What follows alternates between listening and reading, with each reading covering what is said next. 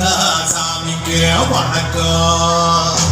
கூத்த வச்சு கூத்து பார்த்து உங்களுக்கு வணக்கம். உச்சியிலே வந்து பார்க்கும் நிலாவுக்கும் வணக்கம். பரம்பரை சொல்லி தந்த பாட்டுக்கு தான் வணக்கம்.